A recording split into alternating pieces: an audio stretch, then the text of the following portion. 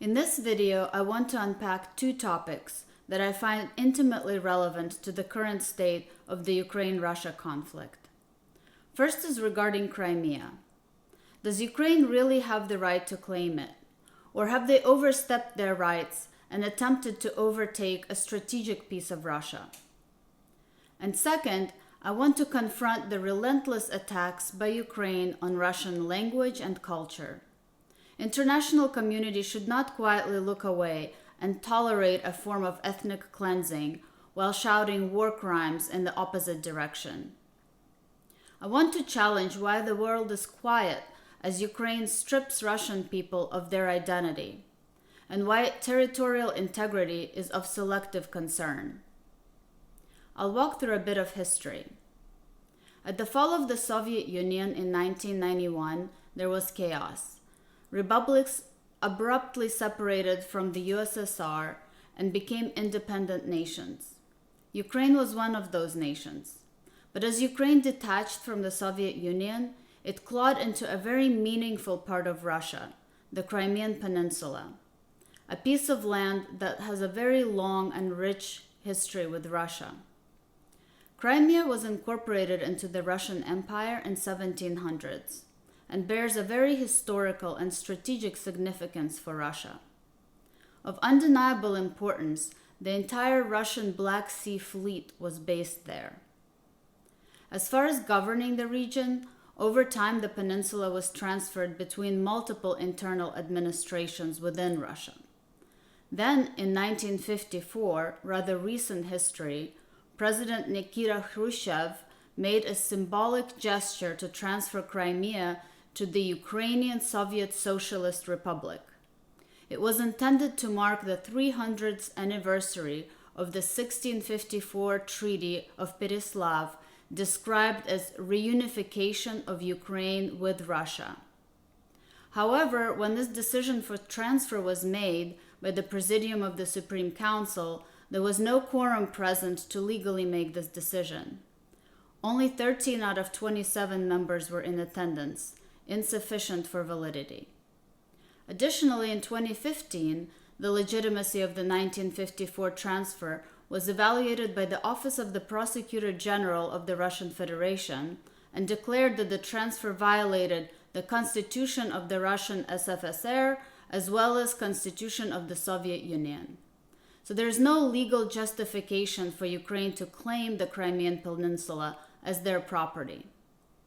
Besides the illegality of the transfer, plus the very clear roots of Crimea in Russia, not Ukraine, there is much more to grasp. When the dissolution of the Soviet Union and Ukraine independence happened in 1991, the peninsula was reorganized as an independent Republic of Crimea. It was supposed to be self-governing.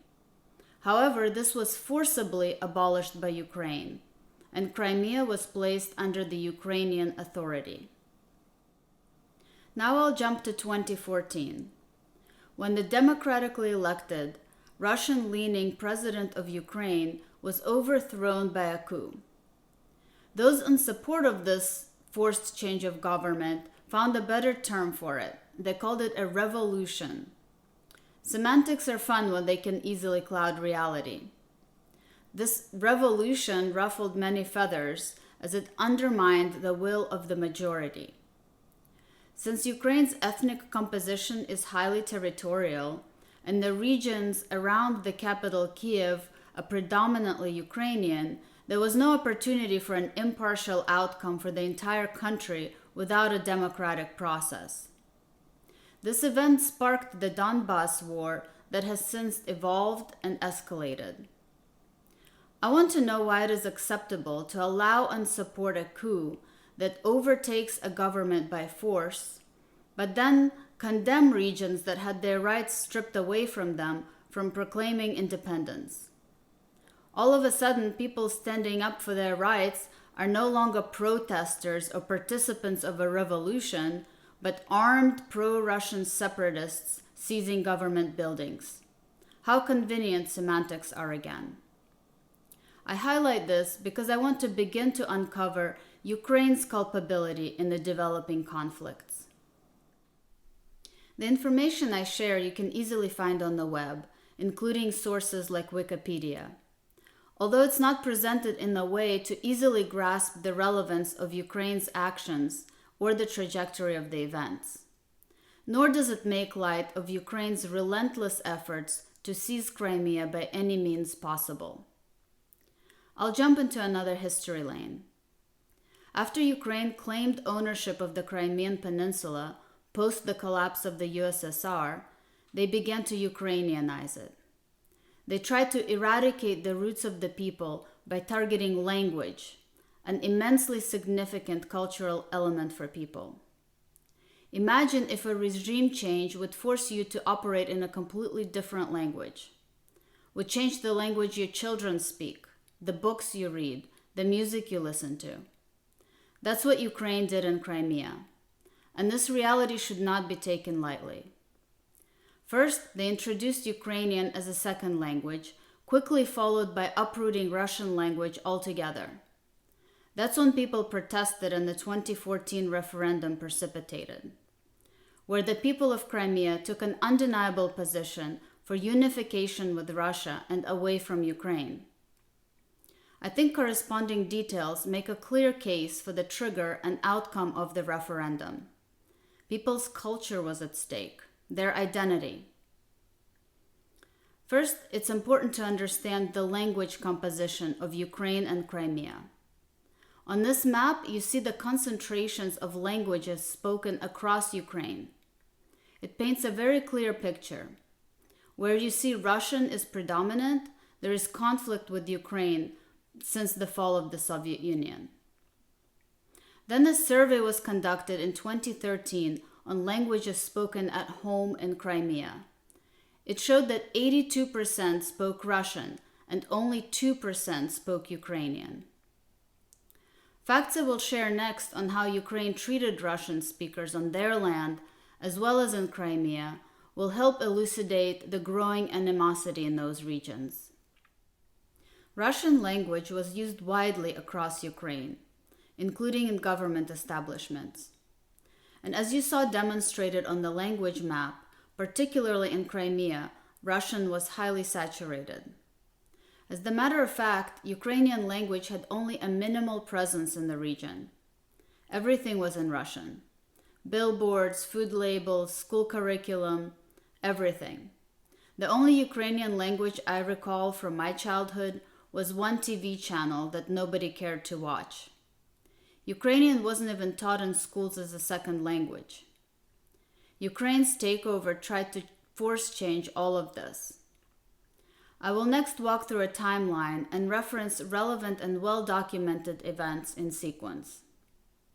In 2012, the Law of Principles of the State Language Policy was to give Russian a regional language status to allow the use of the language where speakers exceeded 10% of the population.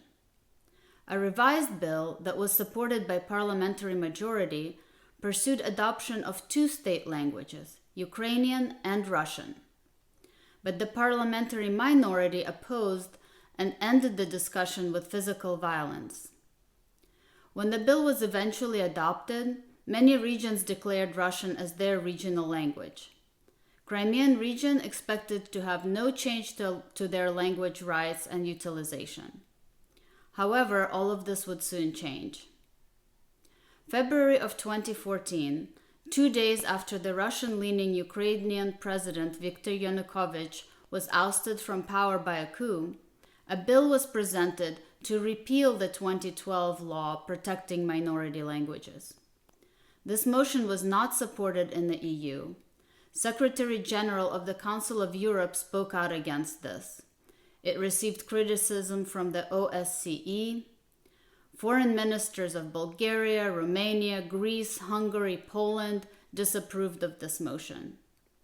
Ukrainian commitment towards democracy was outwardly challenged. The repeal did not materialize. However, instead it was nulled via court ruling and declared unconstitutional. The following year, a law banning associations with propaganda symbols came into force.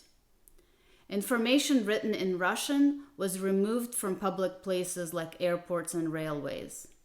Starting December 2016, all information had to be in Ukrainian and English. Think about that. Russian language was replaced by English in majority Russian-speaking regions such as Donetsk. It's preposterous. In 2016, a new law was enacted placing quotas on radio stations, starting with a quarter of daily playlists having to be in Ukrainian, rising to 35% within 2 years. TV stations were required to air a minimum of 60% of programs in Ukrainian. In 2017, another law was enacted requiring at least 75% of TV broadcasts to be in Ukrainian. Where is the freedom of the press? Where is free market? Later, in 2017, education law required children to learn in Ukrainian language across the board, from 5th grade forward. And to add insult to injury, from 5th grade, even though children could take 2 or more subjects in any European language, Belarusian, Yiddish, and Russian were excluded. Language rights of Russian speakers were being completely wiped away under the Poroshenko rule. In December of 2017, European Commission for Democracy Through Law criticized Ukraine for infringing on rights of ethnic minorities. Russian was by far the most widely used non-state language, and it was becoming forbidden by actions of Ukraine. This is a crystal clear attack on Russian people and culture and should be unacceptable and unforgettable. All this animosity by Ukraine towards Russia is documented and in plain sight, but it gets quickly forgotten. All this is well pre-Ukraine invasion and a small sample of the big picture that should not be ignored. In 2018, Lviv Oblast Council birthed another ban, now on the use of Russian language cultural products, such as books, songs, and movies. Eventually, human rights activists were successful in overturning the ban, but only after threats of lawsuit with the European Court of Human Rights. A 2019 law made Ukrainian compulsory in essentially all elements of life: preschools, schools, universities, political campaigns, electoral procedures, scientific and cultural activities, books, media, printed TV and radio, advertisements, documents, hospitals, nursing homes, street signs, food labels, all government and non-government organizations. Some exemptions were provided, such as for Crimean Tatar language. But get this, not for Russian, Belarusian, or Yiddish. Another blatant attack. Think about this. Many regions in Ukraine spoke predominantly Russian. And now, within bounds of their country, birthplace, they were forced to find themselves foreigners. A 70 or 80-year-old person shouldn't have to start scrambling to learn another language to survive. They've done nothing different, moved nowhere. Nobody should have to succumb to that. Then in 2022, Ukrainian parliament passed another 2 laws placing severe restrictions on books and music. Russian citizens were now banned from printing books unless they gave up their Russian citizenship, essentially their identities, and took on Ukrainian citizenship. Imports of Russian books were either banned or severely restricted. Bans were placed on music by post-Soviet era artists. Later that year, restrictions were placed on Russian music on TV and radio. However, the law allowed performances by artists on a white list who have publicly condemned Russian aggression against Ukraine.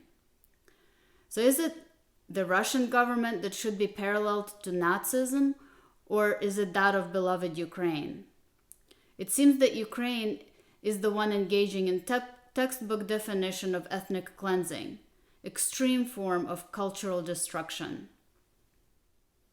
Language has been a very charged issue, where Ukraine has worked very hard to strangle out languages perceived to threaten its supremacy. And this is all very recent history. That's part of the context that needs to be well understood before jumping to oversimplified conclusions on culpability of the greater conflict. Many actions by Ukraine are easily a trigger for sparking the current war with Russia. And before I close, I want to quickly loop back to the referendum. No political process is ideal and free from criticism. However, in case of the Crimean referendum, results speak volumes. Voter turnout was 83%, so a vast majority had their voices heard. Outcome of the voting was 97% for integration of Crimea into Russia. And it's easy to understand why. With referendum results at hand, Crimea declared independence and made a formal request to join the Russian Federation, that Russia undeniably accepted. So this stubborn rejection of the results and the will of the people is 100% against democratic principles and should be stopped. It's always been the wrong position to take, and now it's fueling a huge fire. I hope this video helps you see the situation through a different lens. Sometimes things in plain sight get missed, but it's time to notice. Please take a second to subscribe to my channel and drop a comment if you wish with your thoughts. До свидания.